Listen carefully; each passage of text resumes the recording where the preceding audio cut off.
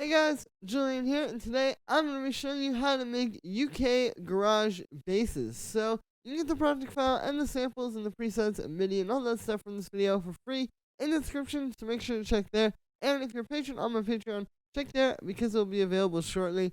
And yeah, let's get started. So, this is the loop we heard in the intro. We're at 134 BPM. Pretty cool little garage vibes. And the first thing I'm going to show you here is the main bass, which sounds like this. So this is 3 layers. We've got this layer, this one, and then the sub. And then what's going on here is they're all playing the same pattern, and I'm just layering these all together to kind of get the best of each one. Like, you can see, for example, this one is like a really nice kind of resonant sounding bass, but it doesn't really have the sharp mid-range or the hard low end. So then we have this one, which is kind of hitting more sharply in the mid-range, and then we have this one, which has all that nice low end to it. So, you know, it's just kind of a matter of like taking these and layering them together strategically based on each one's strengths and weaknesses. So, for the first sound here, I made this using Operator. I'll show you this bass line. It's pretty simple. It's just playing this G sharp, then it goes to G, then A sharp, and then G sharp again. Pretty simple kind of like garage pattern. But yeah, so then for the sound on this one, I made this using Operator. What we've got here is we've got a square wave actually. And then you can see I'm doing FM with all these other sine waves here. So we've got some envelopes going on like this one, and I've got this one shaped like this as well. And yeah, this one's really pretty simple. It's kind of just like playing around with FM synthesis, you know. You can see I've got these coarse pitches at different settings. And yeah, just trying to like get that big kind of like FM style sound. So then after that, I have all of those going into a low pass filter here. And if I turn this off, you can hear that this is very important for the sound. So there's without it, and then with it. So you can hear this is what's giving it that like kind of sound. So the way I'm doing this is I've just got a little bit of an envelope on here. You can see I've actually got it at a negative value. So it's going down, which is actually kind of important because you can hear if it goes up, it starts to get kind of like weird and clicky. So yeah, that is what's going on there. After that, we have this audio effect track. And what I'm doing with this is I'm actually using this to do some reverb. Basically, I've got 2 chains. I've got the wet chain and then this dry chain. And what's happening is we just have the dry chain playing. You can hear. And then we have the wet chain over it. And on this, we just have this reverb, which is 100% wet since this is the wet chain. And then I've got an EQ8 after the reverb. And so this is just to EQ the reverb, because if you listen, you can hear there's kind of like some low end in there. And typically, low end doesn't really sound that good through reverb. It just kind of gets messy and can sound kind of weird. So yeah, that's the purpose of this. I've just got this so that I can still get the reverb signal coming through. But then this way we have it independent of the dry signal, so I can EQ all that low end out on the reverb, but then still get the low end that I want on the dry signal. Then after that, I've got a bit of saturation. You can see we've got the drive set there. And it's just kind of like tying everything together. It really brings that to like whoop in this sound. And the last thing I have on there is just an EQ8 cutting out the low end. So the next sound in this main bass that we have is this one.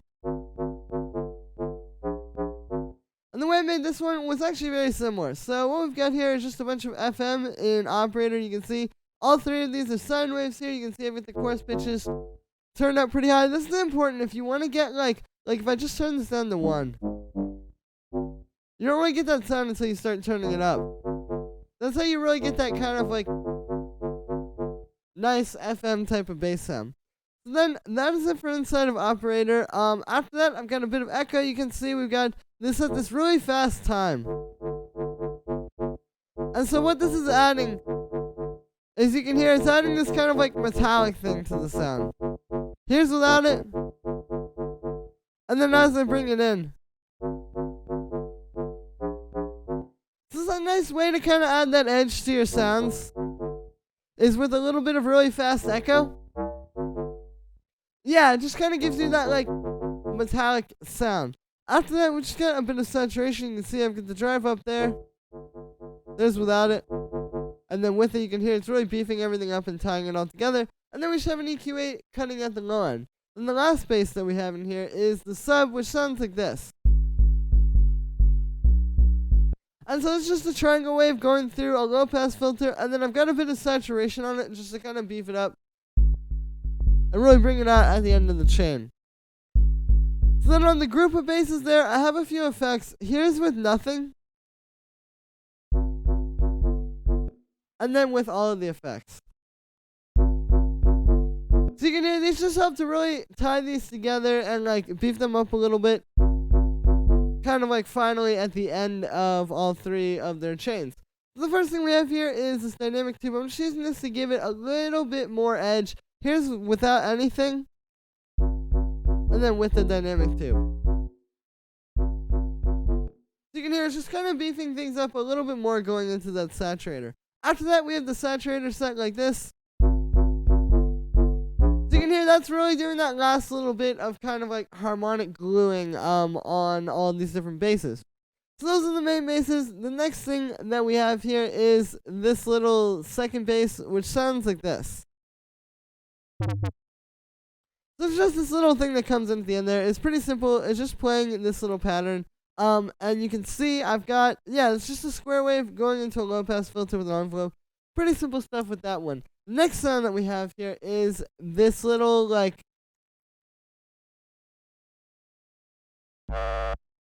this one, the like, and so the way that I made this sound was basically, you can hear this just playing on the one. It's like one of those, kind of like those style basses. And so what I've got going on here is it's pretty simple. It's just the sine wave with a bit of FM from another sine wave. You can see I've got that attack on there. You can see for the FM here, I pitched this up a bunch. So that's how you get that really like screechy sound. Is through doing that. Then the only other thing I have inside of operator here is just an LFO on the pitch, which you can see. I've just got it really fast and it's giving it like this. You can hear when I turn it up slightly. It's just giving it a little bit of vibrato. It's not a lot, but it helps to give it that kind of like wonky feel. Like if I turn this off, it just doesn't have as much character. And then after that, I've got actually a drum bus. You can see I'm using this to just kind of beef this up more. So here's with no effects. And here's with the drum bus. You can hear that's doing this sort of like preliminary distortion. I've got the drive up a bunch, got the crunch up. And then I have a bit of saturation. And this is doing like the kind of final distortion. So here's with that. So you can hear that's really tying it all together, adding just that final little like crunch at the end of the channel. I've got the drive and the bass frequency up a little bit. And yeah, then the next sound that we have here is this other little whoa bass, which sounds like that. So this one's a little bit more simple. All this is just some pretty simple FM in operator. You can see I've just got two sine waves here, and the second one's got a bit of an envelope on it. I've got the coarse pitch up to 4. And this one's just kind of slowly going whoa. It's like opening up. This is how you make these kind of like basses, is using FM synthesis, as you've seen, because I've used it for like almost every sound in here. But yeah, definitely not too difficult of a sound to make. Like I said, I really like using the envelopes as sort of like the modulation. Like you could automate the opening of this oscillator here, or you could route it to an LFO or something. But I kind of like just doing it with envelopes. It gives it kind of a nice feel to programming it. So then on the group of those basses, I just have the saturation. And what I'm doing with this is just kind of adding a bit more like crunch and texture at the end of the chain, helping to kind of bring all of these into the track. If I turn this off, you can hear.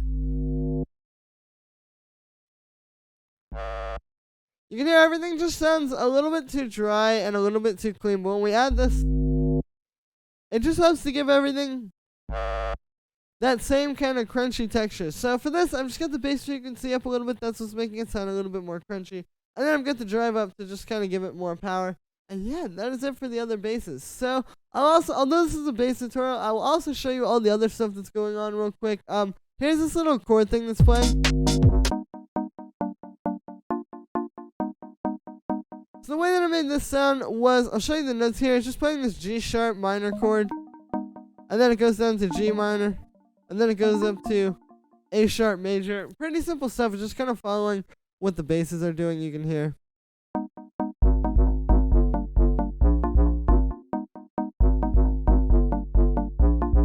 Yeah, pretty simple stuff there.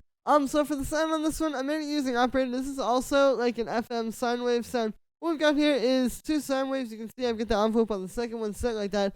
Second one is an octave up from the first one. And yeah, then I just have that going through a bit of echo. You can see I've got it on 8th notes. And it's a pretty simple sound. It's just kind of existing to add a lot of nice like energy in the background. Like you can hear if I turn it off. This works. But when we add it,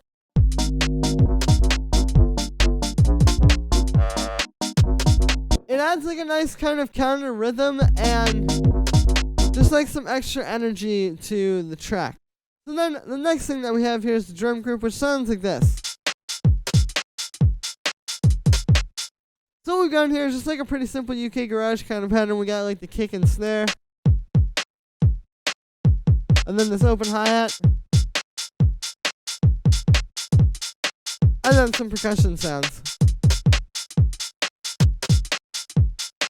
And then I've got those going through just a bit of processing. So we just got this drum bus and this EQ. If I turn these off, you can hear the drums aren't as like strong, but also they aren't as together. And then we give it a little bit of drive with the drum bus, and we use this EQ to kind of boost the low end and boost the high end and cut out some kind of muddy stuff around like 300 hertz. You can hear it really helps to bring them into the track. So yeah, so that is pretty much it for this one. That's about all that I've got to show you in here. And yeah, so that's it for today, guys. Thank you so much for checking out this video. And yeah, make sure to like this video as well as comment and let me know what you think. And also subscribe, slam that notification bell if you are first time here. Yeah, thank you so much, everybody. Once again, you get the project file and the samples from this video for free in the description, so make sure to check that out. And I will see you again tomorrow with another video.